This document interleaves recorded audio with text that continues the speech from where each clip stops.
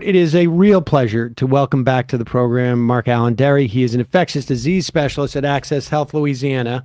He's the host of the Noise Filter podcast, which is a great one to check out, folks, for good information on COVID and broader health issues. Mark Allen, thanks so much for joining us, and I really appreciate it because it seems like you've been working every day for like a month at this point. Tomorrow makes 10 weeks, and hello Sam and hello Emma. Thank you guys so much. It's been 10 weeks covering for another physician who's out on maternity leave, and so if I'm not here, there's no one else. So I just been doing it, and we'll leave for Scotland in a week to Glasgow. I'll still be working while I'm there, but at least I have a trip in mind here coming up very soon. Oh, well, glad to hear it. Yeah. So I want to start with just one question, then I want to go through some of the information you have on a deck with some graphics. But right now, there's like two stories that are sort of running concurrently. I mean, maybe more, but one is that we're seeing a spike in COVID in the wake of Thanksgiving and maybe in just the winter months starting to happen. Like I know of multiple people in my sort of universe who have COVID at the moment. And the other story is that particularly on the pediatric side, but even more broadly, is RSV and the flu. And RSV, as far as I can tell, is a respiratory disease or virus. And it's very dangerous for kids. And there seems to be two different competing theories behind why we're seeing this sort of bump in RSV and the flu. And one is this notion that somehow because we masked and took protocols to protect ourselves from COVID, there was what is known as an immunity debt, that because we weren't as exposed to viruses, that our immune system sort of weakened in some ways. And then I see another argument that there really is no such thing as immunity debt. And if you look at, let's say, New York, compare it to New York to, let's say, Florida, where there was very little in Florida, very little sort of, protocols. The numbers of RSV and flu amongst kids are indistinguishable, in some cases even higher in Florida. So that suggests that maybe COVID has weakened people's immune systems. What is your sense of this at this point? So it's hard to say. There's no science, so this is all speculation. And what you're seeing are kind of infectious disease doctors or epidemiologists that are kind of speculating about it, just like we did with COVID. We're just doing it out in the open, and it's visible because it's out there. So a couple of things. One is, I think RSV, the R in RSV is respiratory. So it's the respiratory syncytial virus. I'm certain that your kids probably had it when they were growing up. Maybe they didn't have very extensive disease, thankfully. As adults, we get it. I think my wife and I just had it last week, to be perfectly honest with you. And one of the things that we're seeing, kind of me here in a regional medical center in New Orleans, which is where I'm at right now, is that because we're testing everybody for COVID, anybody who walks in the door gets a test for COVID. Now, because COVID has become so easy to test for, we just test for other things as well. And on that panel is RSV. And one thing that I've been seeing as an infectious disease physician, quite literally on the front line, is a lot of adults with RSV. Now, I don't think that's new. I just don't think we've ever seen it before because we never looked for it, because we never tested everybody for respiratory, or we never swabbed everybody who walked in the door for these panels of viruses. So I think when we're seeing this increase in RSV, from my humble opinion, I think what it is actually is just we're becoming more aware of it, at least in adults. And again, I'm an adult physician, so I'm talking from the perspective of adults. But yes, we're seeing this so-called tripledemic happen amongst children and adults, but children as well. And that tripledemic, as you mentioned, was flu, RSV, and COVID. Now, to talk about immunity debt, I've been going back and forth. I think it's a little bit of both. And offline, I mean, you had suggested that, and I agree. I think it's probably a little bit of both. I think that I didn't hear about the data from Florida because that obviously argues against this so-called immunity debt. But I think to a large degree that it's not so much a weakening of the immune system. I consider it more of a priming of the pump, that every year that we have these respiratory viruses occur, that it just stimulates our immune system a little bit. It stimulates us a little bit, and it creates this protection. And this so-called immunity debt, what it really is referring to is the fact that we had 2 years of respiratory etiquette where we wore masks, we were isolated, we were distanced from other people, and we did not see flu, and we did not see COVID, or we did not see flu or RSV as we had in previous years. And I think that that's where this notion of immunity debt is coming from. And I would give it maybe like a 60 to 70% that that's likely what's going on. But again, this is the first time I've heard about what happened in Florida, and that certainly argues against it. I think that this is one of those things, probably the next time we're on, we'll have more information and can talk about it a little bit more smartly with better data. Yeah, that seems to be basically, but there are, and before we move on, there are viruses that will long-term impact your immune system, right? I mean, that's theoretically, that's what HIV is, or not even theoretically, I mean, like literally. And my understanding is that there are other sort of like viruses that if you contract them can implicate your immune system long term, and we still just don't know what COVID's going to do to people aside from like the questions about long COVID.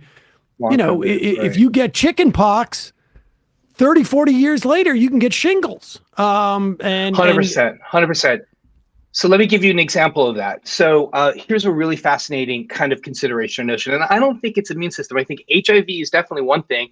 You look at herpes, HPV, some of these viruses that people can get at very young ages, and it comes back out 20 or 30 years later. That's not necessarily an immune function. They certainly with herpes, with people who go skiing or they go out in the sun or on vacation and they start to get oral lesions, HSV1, or when they're stressed or what have you, there is a little bit of dampening of the immune system, and then certainly these will come out. But here, it's a whole body of fascinating studies that looks at elderly. And when you look at the elderly and you look at those that are vaccinated for flu and those that are not vaccinated for flu, okay, so let's focus on those two people. The people who are not vaccinated for flu are more likely to have heart attacks or strokes in the next 2 or 3 years. Now, why is that? It's likely because the people who were vaccinated for flu ended up not getting influenza, right? The people who were not vaccinated for flu got flu. What did that create? That created this big inflammatory process.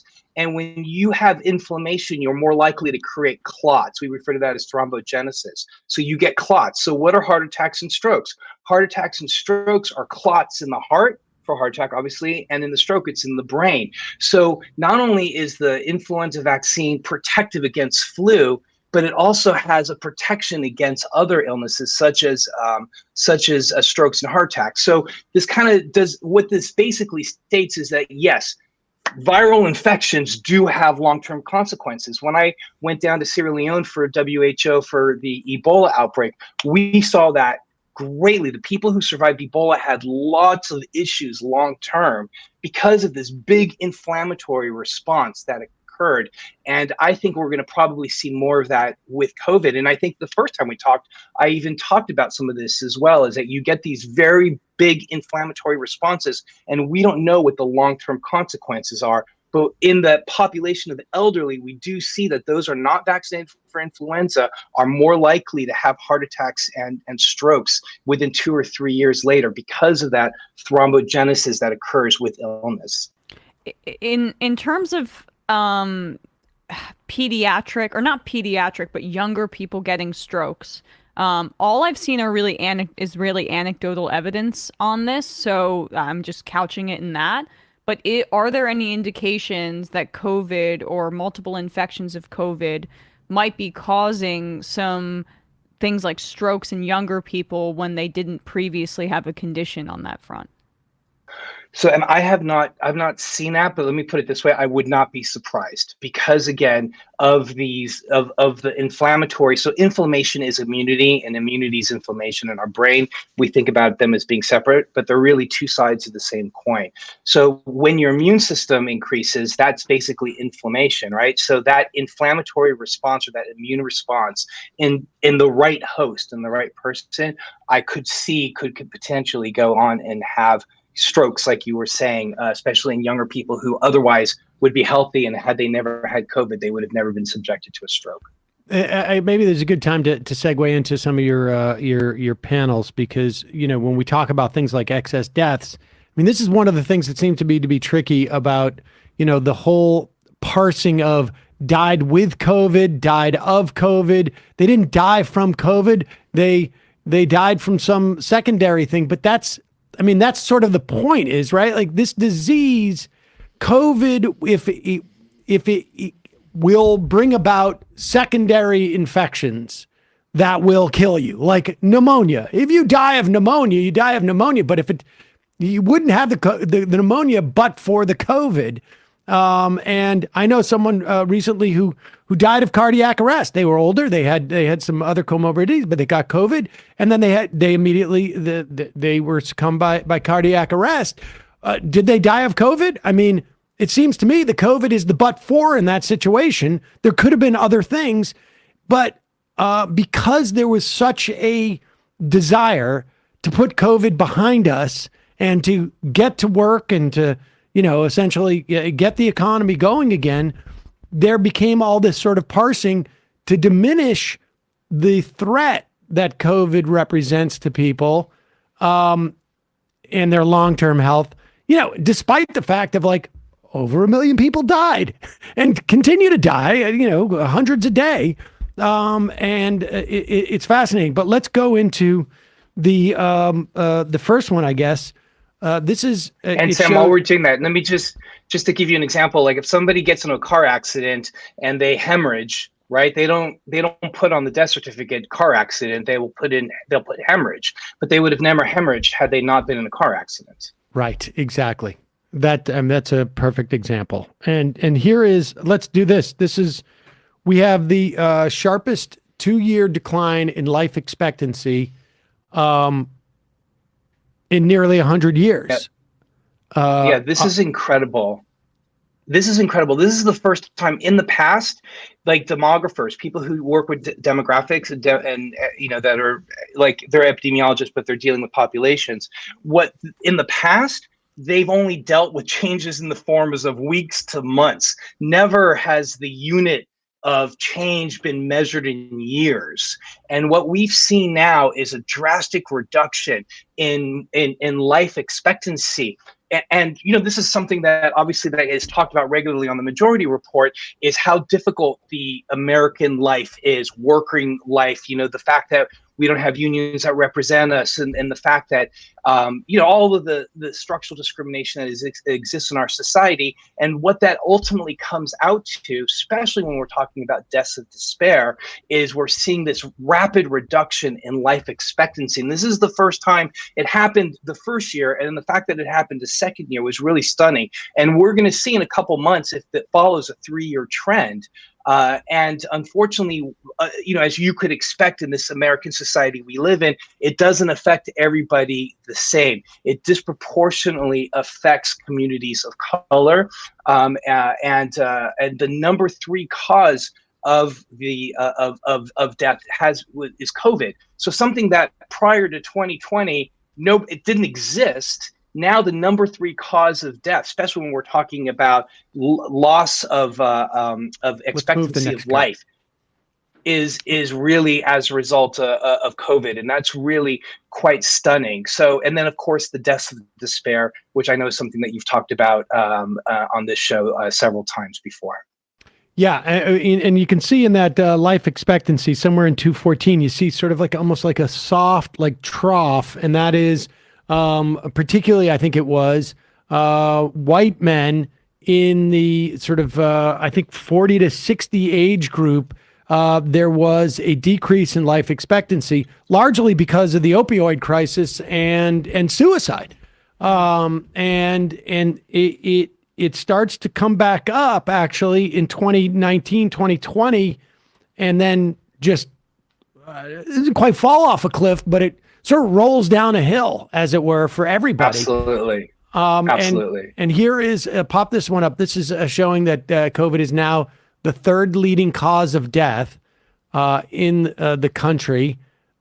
You see these things, and it's just sort of shocking that it's just shocking the level of denial that is in the country. Like, we can't seem to sort of even come to the sort of to the point of reconciling, like, okay, we have decided as a society we need to move forward and stop almost all mitigation of COVID, but it's almost like we can't also bring ourselves to concede what this means, that we have simply accepted a higher level of death from something, heart disease and cancer, we're throwing billions of dollars at annually to try and mitigate, to try and, cure, to change our lifestyle. And COVID is theoretically an easier lift on some level to sort of mitigate against. We won't do it. It's, I recently was on a plane, and I was just shocked. Like, maybe 10% of us are wearing a mask, and planes, they supposedly have good filtration systems, but it's, why not? Why would I not wear a mask from I get into the airport as things start to get a little congested onto the, like, why wouldn't you do it? And nobody's doing it. 100%. I don't know if you guys reported on Governor DeSantis in Florida and this kind of panel that he's putting together. That was kind of in the news last week. I forgot if you guys reported it on Friday or not, but It's just shocking. It's things like that, right, that lead to kind of that why COVID is number 3 in terms of mortality, and the reason why we are losing life expectancy. The first time ever since we've measured these sorts of things, we're falling backwards because we now have people who not only are trying to politicize it, and I know that we've got slides later talking about the politics in COVID, but how, what the governor in Florida wants to do is try to create a panel looking and blaming people who are doing the right thing. I mean, it's about as Orwellian, it just seems like we always get close to Orwellian, or we talk about, this is the most Orwellian thing that I've ever really seen, this notion of how public health professionals, and I feel bad, I have colleagues, I have friends that are in Florida that were the leaders of the public health response in Florida, and that they could potentially be called in front of committees to talk about the things that they did as if it actually caused harm, is really quite shocking, and is a reason why we're seeing COVID play so highly due to this lack of trust and disinformation. And what strikes me, and we're going to jump to the variants and whatnot, and start to talk about that in just a second. And we should say, in China now, it seems like they are switching gears from their zero COVID policy into really try and make it seem like we're not having a problem policy, because Xi Jinping had invested so much in terms of his domestic political power in the idea that in China, we don't have the same problems. We don't have as many deaths from COVID. We don't have as many cases as around the world. They didn't have the same vaccination. You have to have like 3 shots, and they certainly haven't had nearly the sort of like uptake on the vaccination that we have had here. They felt like they didn't need to do it because they were going to do zero COVID policy instead. They've shifted that now. And I read, I think it was today, that they are going to well, if you didn't die from COVID, we're not counting your death as COVID, the sort of the car accident. You may have gotten into a car accident, but that's not what killed you. You were alive when we took you to the hospital. So you didn't die of a car accident. I asked that because, can I comment on? Well, it seems to me that in China, we have the potential now for a whole new sort of round of variants coming out. And that's why I want to introduce that this slide. And so you can talk about the where we are in terms of the variants and how the bivalent vaccine has helped. And are we past the threshold where the creation of new vaccines, bivalent vaccines, are going to be easier or more effective, broadly speaking? Right. So much to talk about, but let's go with the last part first. But I definitely would love to get to China because there's some really interesting thoughts about China. So where we are now is the most circulated. So that slide that we put up was really busy, but the BQ.1.1 is the dominant circulating variant from Omicron, right? That's what's circulating pretty much globally, certainly in the United States. The reason why that's good news is that if we go back to that slide and we follow it all the way to the left, we see it's a direct descendant of BA.5. And the reason why that's important, so if you just kind of start with that bottom red and then just follow the cursor all the way to the left, right there, you see that it's a descendant of BA.5. That's important because BA.5 is in the bivalent vaccine. So why do we refer to it as being bivalent? It has the original wild type strain that emerged out of Wuhan, and then it has the BA.4 and the BA.5.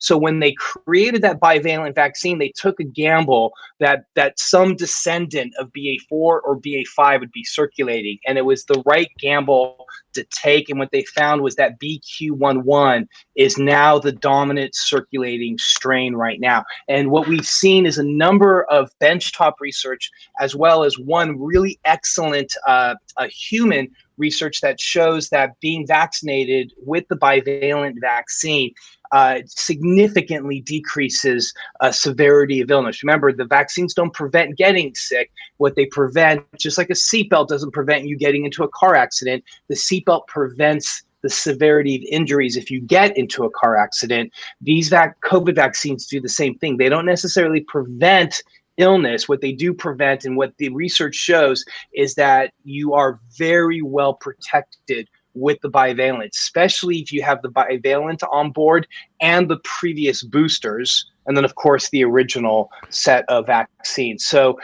we do have good data coming out now. Bivalent has been extremely successful.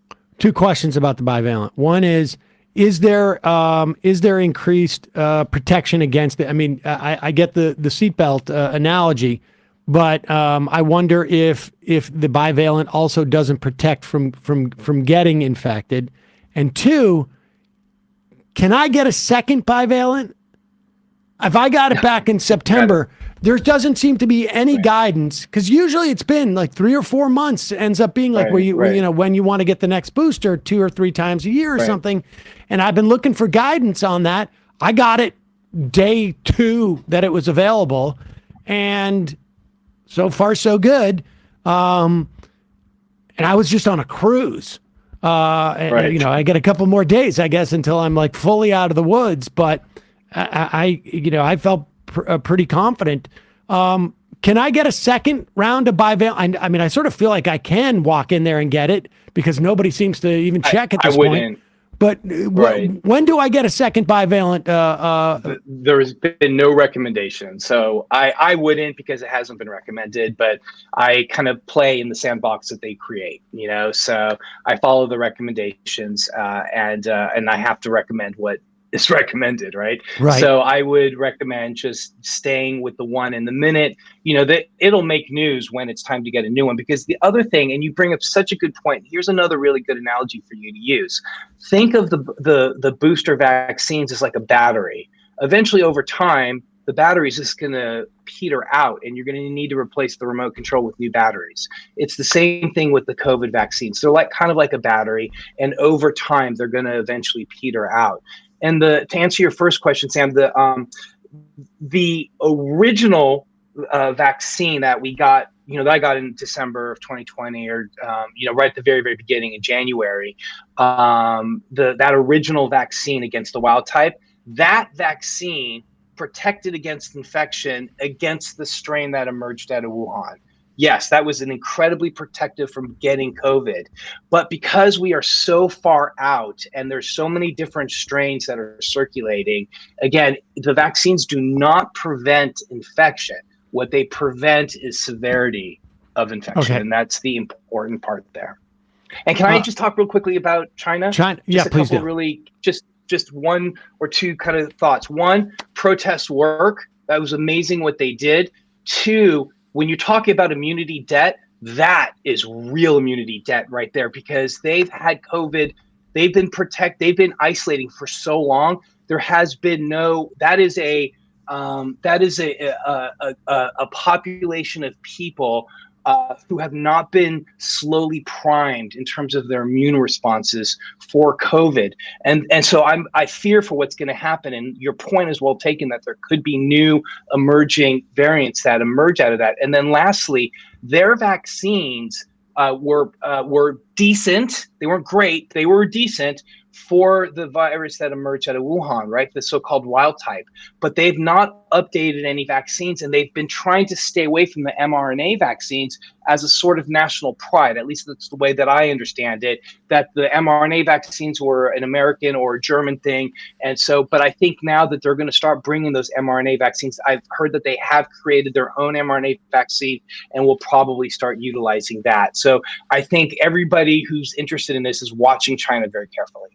All right, let's go up. I want to go to the deaths by vaccination just briefly, and then go into the intersections of race, poverty, and politics, because here we go. We'll keep going here. There's really at this point like no way to assess whether vaccines are in any way diminishing the spread.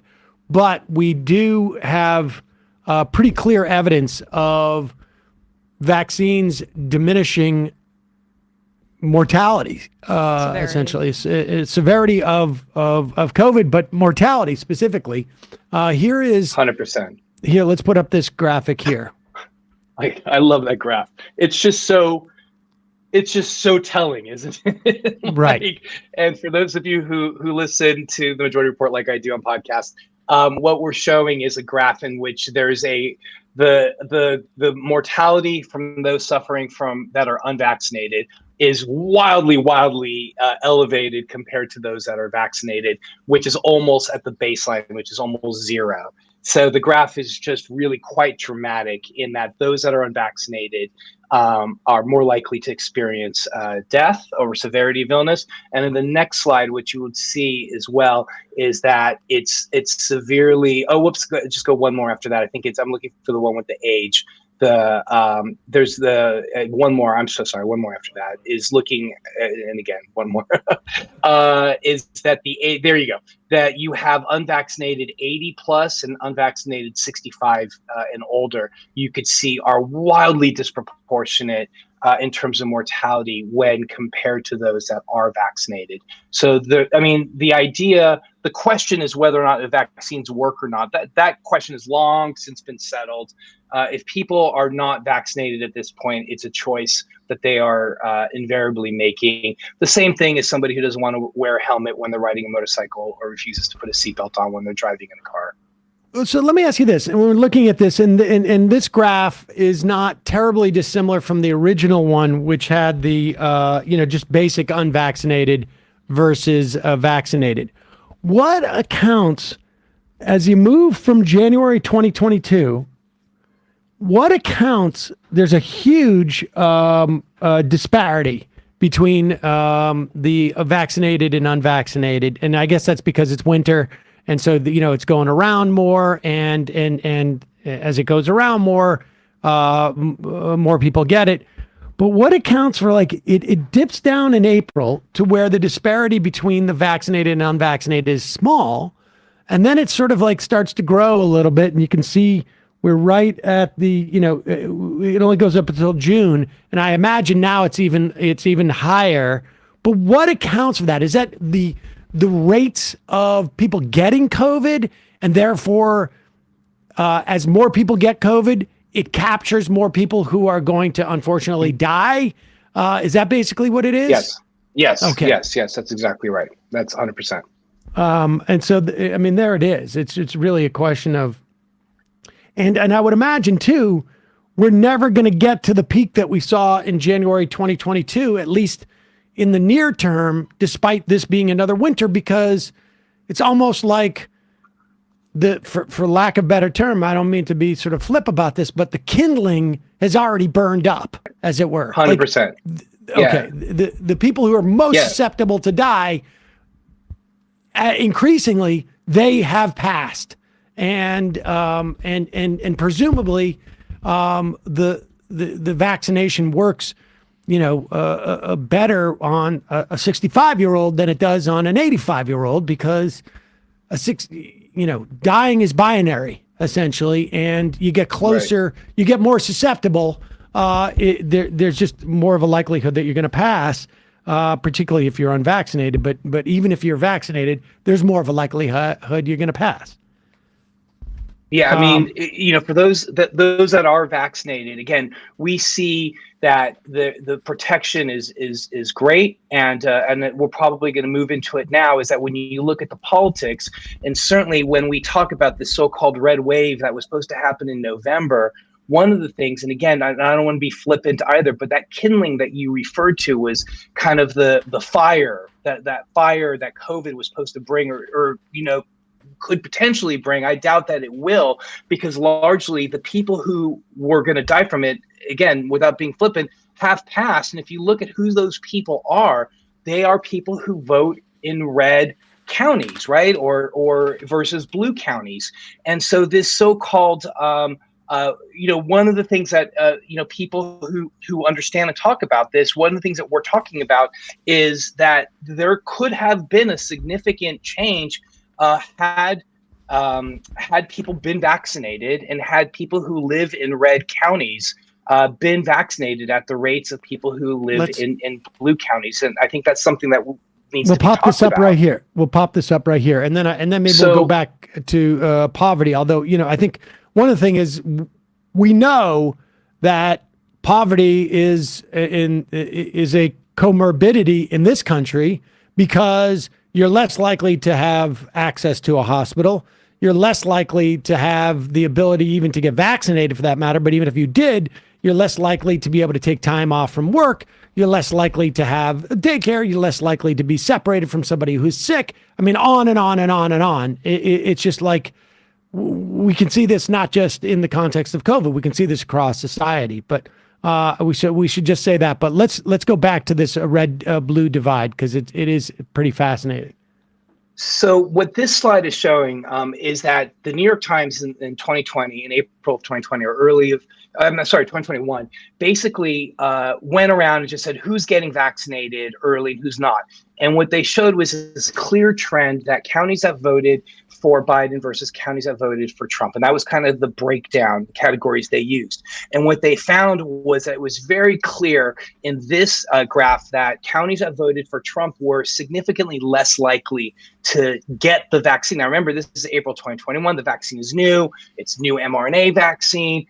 People are waiting to see how people do. So let's see what happens. So 6 months later, I think the Kaiser Family Foundation, and that's the next slide, did a repeat of that study. And what they found was that, again, you could see that delta. You have 53% of counties that voted blue versus 40% counties that voted red. You have a 12% delta, change, a 12% that were not getting vaccinated. And then when you move to the next slide, what did that do, 6 months later? And when you go to the next slide, again, a little hard to read, but you could see, no, you're right there. Go back to that one. No, go, yeah, that one right there. What you're seeing there, the first wave, that big spike is basically the first cities, New York, New Orleans, Seattle, whatever. But then after that, you see the spikes are in red after that. And those are all spikes that are coordinating to counties that voted red. And you could see mortality is significantly experienced by red counties over blue counties. Now, you would expect that would be the same, because people are people and COVID affects people no matter how you vote. But what that's really showing is how you whether or not you were vaccinated was actually predicting whether you were going to die or not, like we mentioned a moment ago. And it looks, and the data is very clear, is that the county that you lived in could be a predictor as to whether or not you could die, whether or not you got vaccinated. And that's really something quite stunning. And I think that's something that political scientists need to and will consider in the future when they look back and look at some of these elections that we've had recently. And we again also remember that demographically speaking, Republican voters tend to be older than Democratic voters, so you're going to see that in the numbers as well. In terms of like this is you're looking at probably like more likely a significant amount of Republican voters over Democratic voters are there.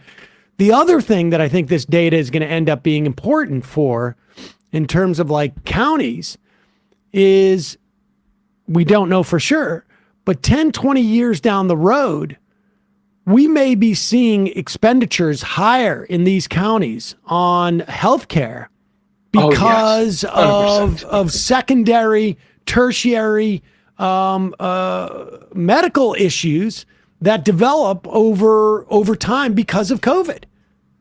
Long COVID. Absolutely. We're starting to see that now. We're starting to see because it's hard to measure long COVID. One of the measurements that you'll see long COVID being measured in is in dollars, because we could definitely measure dollars, right? But it's hard to measure long COVID in a person, right? So we're up to trillions of dollars of loss in wages and in just kind of in the economy because of long COVID.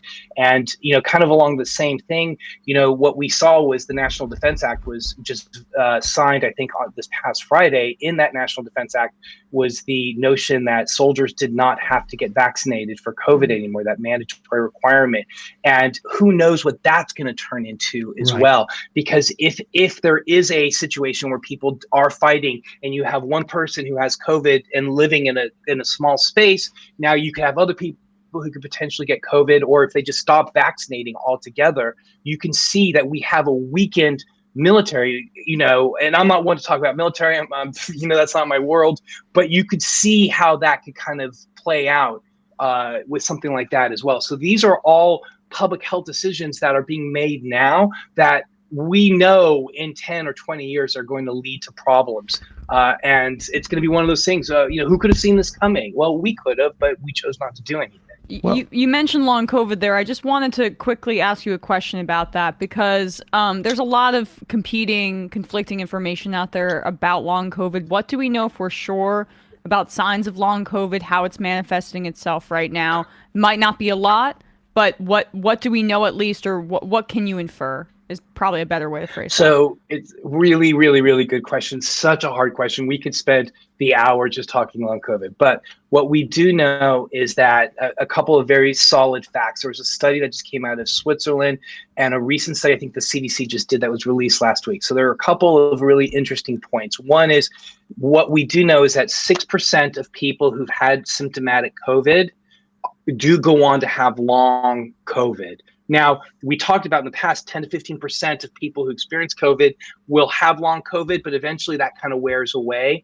But what we are seeing is that 6% of people who have COVID are experiencing long COVID. By long COVID, we're talking about chronic head, this kind of fuzziness, this fuzzy brain that they have, confusion, headaches, fatigue, body aches, missing work. And we do know that that if you were in the ICU, you are at 30% likelihood of developing long COVID. So the more symptomatic you were. So it could be that the more of that inflammatory response that we talked about earlier could be triggering this long COVID. Emma, the thing is that it's hard because we don't have any specific strict guidelines to measure it yet. And we're waiting for the CDC or those sorts of entities, the NIH, to provide those guidelines, because it's such a fuzzy it's so fuzzy. If you come to me and you have HIV, you have a positive HIV test, I could diagnose you with HIV, or you've had a heart attack. We could see that. But long COVID is hard to measure, and that's what I mean by it's being fuzzy. The only thing that we know is that you had COVID, but then now, if you're complaining of headaches or you're complaining of brain fog, what I referred to as fuzziness earlier, those are hard to kind of measure, if you will. And usually in medicine, those are the things that we're able to kind of measure and do something about. So we're being challenged. And I think it's great that we're starting to have to think about new ways of expanding what we think about a disease that we can't necessarily wrap our heads around like we used to, but it's forcing us as physicians and the scientists to think about illness in a new way. Well, Mark Allen Derry, we have to run, but I want to talk about your trip to Ukraine that you did months ago. But it's going to have to wait until you get back from Scotland and you've gotten some rest. Okay. Well-deserved rest. And should we say? And also, I just wanted to ask, in terms of this deck, is this available? Can people go to your podcast site and get be able to pass around this deck, or is that something that's not for public? No. It could be passed around. If you want to put it up on as a link to this, that's perfectly fine as well. We will do that then. We will put a link to that deck because I think that'll be really helpful, people at majority.fm. Mark Allen Derry, thank you so much for your time. Really appreciate it. Know how hard you're working these days. And we should tell everybody, Noise Filter podcast, check it out. You'll be able to get this information on the reg, as it were. And we will talk to you in the new year when you get back. Have a great holiday and a great new year and a great, well-deserved rest. Thanks so much. Thank you very much. Happy Hanukkah. Happy Hanukkah to everybody out there. Love you guys all. Thank you so much. Yes, appreciate it.